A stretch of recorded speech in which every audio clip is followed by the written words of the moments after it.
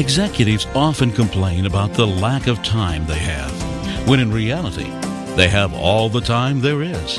The issue, of course, is how they're investing their time.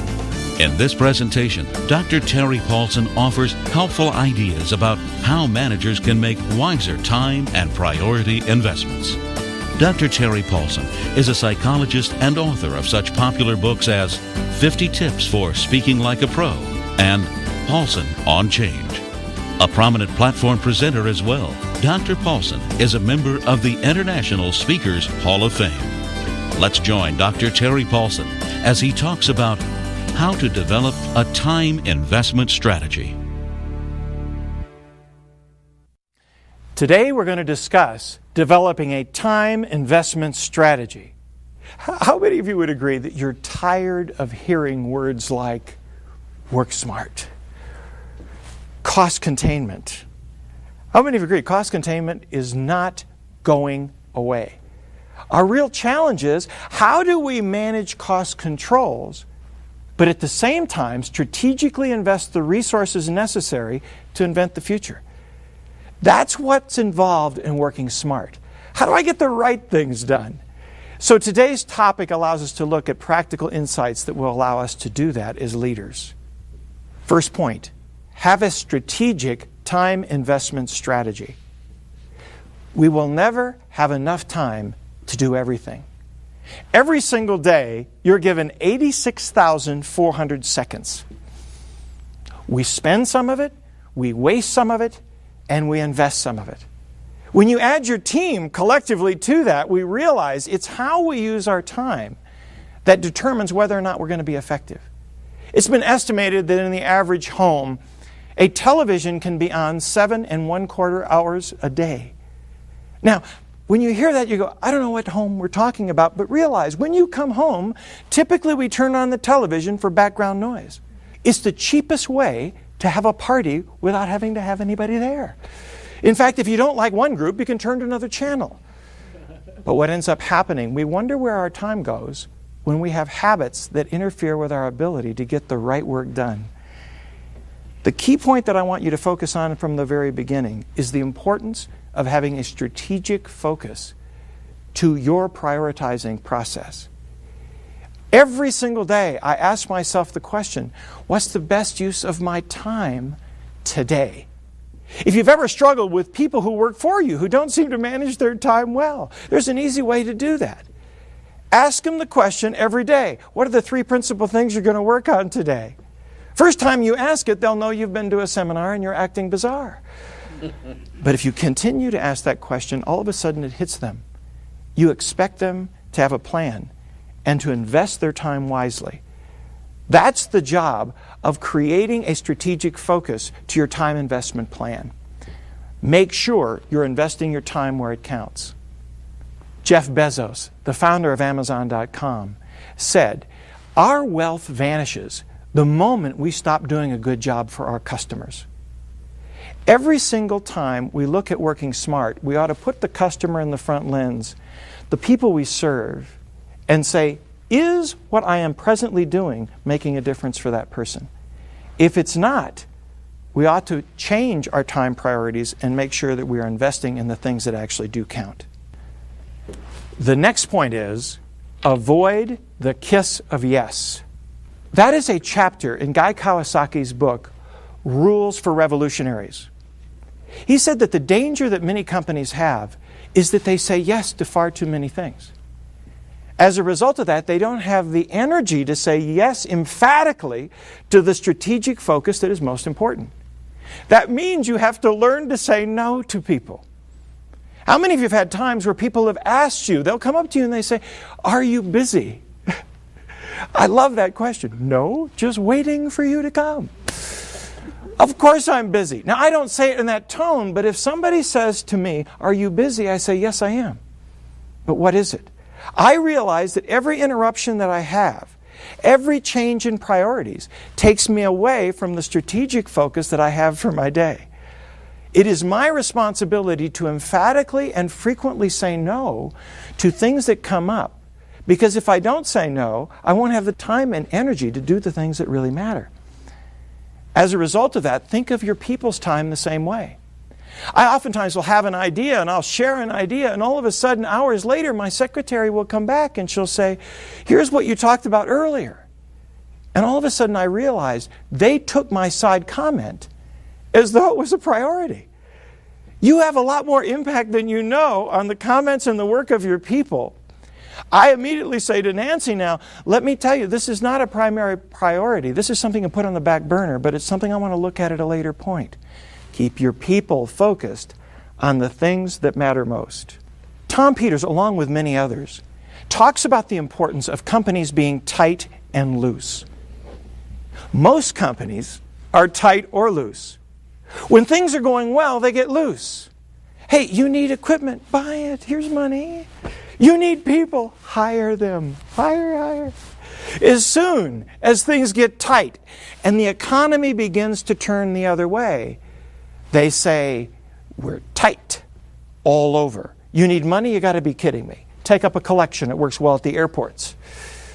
You need people, have children. They will grow. For some of you, this will be a bigger commitment. You see, excellent companies give a very different message. Be tight everywhere that it is off focus to our strategic vision. Be tight where you can and invest resources where it matters most. Your job is no longer saying do more with less. It's do the right less with more. Too many companies are too democratic in how they deal with funding problems. Instead of upsetting a department, we say we'll have cutbacks in all of the departments. What if really moving strategically means I've got to make sure that I take 20% away from your department and give it to another department? That's a tough leadership decision, but one we need to make. I work with one company where the award they gave for exceptional leadership went to a supervisor who went to his immediate boss and said, in looking at this contract and the amount of costs that are tied into it, we're not making money on what we're doing. And at the present way it is structured, we are not going to make money. I suggest we say no to the contract. I realize this may mean my job. I am less concerned about me. I'm more concerned about my people. I've got great people working for me. I just want to make sure we find a place to use them. He ended up getting an award for leadership by ending his own job. The interesting thing with that kind of vision, they made room for other places within that organization because you need leaders that are able to focus on the things that really count. Be tight where you can, loose where you can make a difference. The next point, have a daily plan and use it. Every time management expert, every person on priority throughout history has always said the importance of having a plan. They talk, however, about the planning paradox. People say, I'm so busy, I've got so many things to do, I don't have time to plan. And besides, there are going to be so many interruptions, why have a plan when you're going to have to change it? That's like a lumberjack saying, I've got too many trees to chop down, I don't have time to sharpen my axe. The responsibility is to understand, whenever you start your day, having a plan gives you your choice point. Sometimes 5 minutes invested in a really important item is worth far more than handling and getting things off of your to-do list. You see, how many of you are guilty of this? Whenever I have a to-do list, I get satisfaction of crossing things off. Do any of you experience that? Every day, ooh, another one. That's why at the start of the day, a lot of people are just crossing off the easy things to get them out of the way. Then your interruptions start because everyone else has finished their easy things. And then they want to ruin your day. And so we run around doing insignificant work. Our challenge is stay focused on your plan. I don't care whether you use a time system. I don't care if you use Day Planner. I don't care if you have Palm Pilot or you just use a scratch of paper. Have a time in your day where you focus on what is priority. I use Alan Laken's system of A, B, C priority. A, must do today.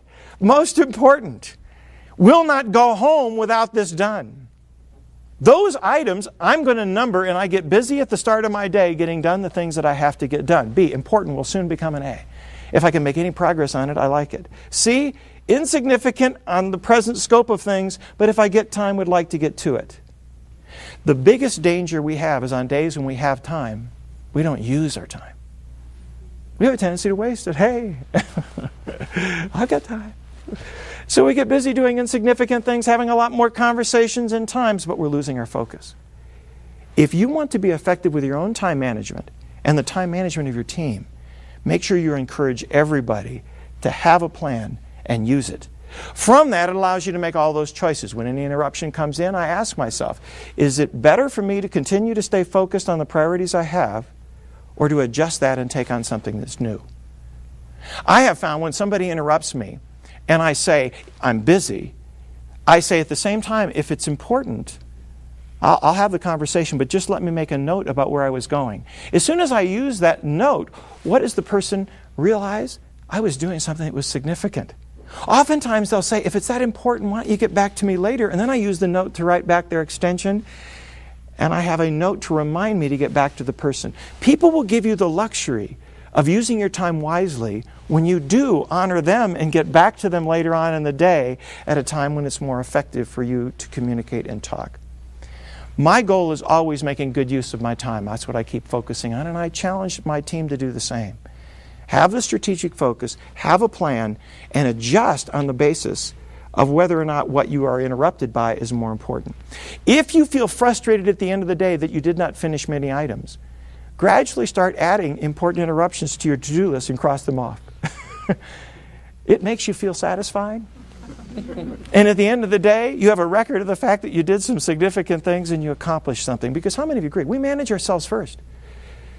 Oftentimes we spend our days going home at night thinking about the things we didn't get accomplished instead of thinking about the things that we do.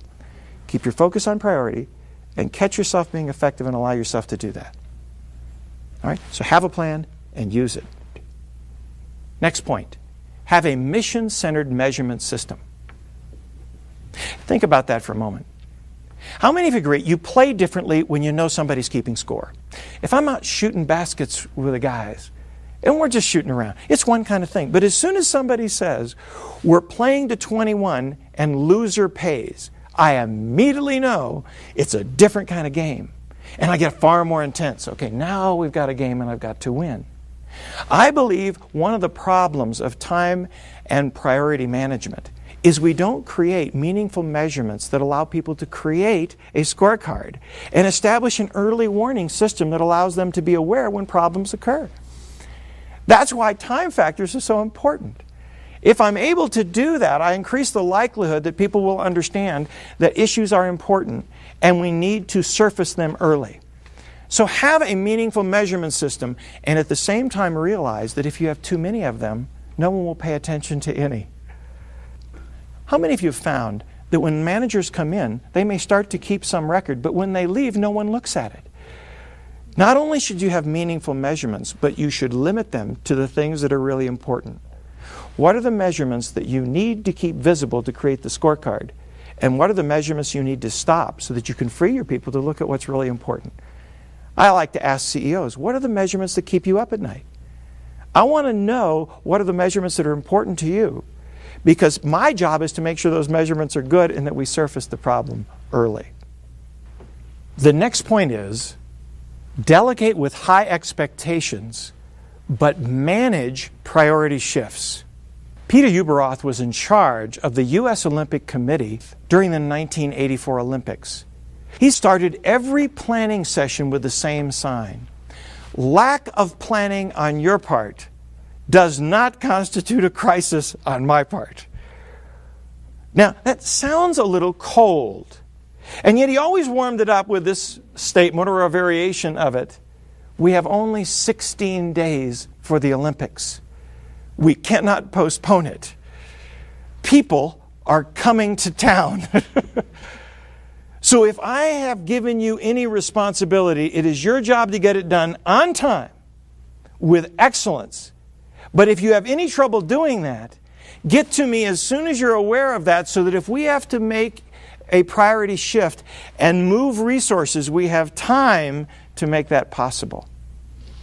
All of us know the importance of establishing time frames, but we frequently forget to let people know in the real world, sometimes you have to make priority shifts. You see, I believe in taking it one day at a time, but some days more than one day attacks you at the same time. It's our responsibility to make sure that we are building a responsive style that allows people to come to us early if there is a problem. How many of you grew up and crammed on certain tests or projects? How many of you are guilty of doing that? I was guilty. You always knew you could have time, and so you could wait to the end and you'd have time to get it done. The challenge today is that we have so many things we're trying to juggle. There is no time to get caught up. What happens is people play juggler. How many of you play juggler? Oh, you get things, oh, yeah. Some of you feel you shouldn't even be here today because you have so many things back at home. And you come back and you go to your boss and say, hi, I have too much to do. What does your boss say to you? Oh, we'll give you time management. Oh, shit. Pretty soon you're juggling all these things. And then they go to a program on change. Oh, this is good. You're trying to get all this stuff done. Now, here's the interesting thing. When you get near the end and you realize you don't have time, most of us go to our manager and we say, I didn't want to tell you this, but tomorrow we die. I love it. When do you want to know if there are problems? As soon as you notice it. Because if I have to move resources, I need time. One manager called it the 4 times rule. He built in a commitment to no surprises. For every unit of time you're going to be late, give me 4 times the warning. You're going to be an hour late, give me 4 hours. Going to be a day late, give me a week. Going to be a month late, give me 4 months. Because you no longer are staffed with enough people to get everything done last minute. Cost overruns are not accepted. Having people to continue to do more and more just burns them out. How many of you agree we end up burning out our best people? We go to our good people and we say, work, and they eventually say, well, what did you ask so-and-so? Well, Jim, you're the only one that can do it. Our responsibility is to make sure that we keep people paced, focused on what's effective, and are willing to come in and give adequate resources when we need to. Who are the people you need to communicate the importance of a priority shift to in your work environment? That's one of the challenges we need to make sure that we focus on. Final point for today's session. Balance your professional and personal commitments. Balance is an important word that you hear a lot about in leadership.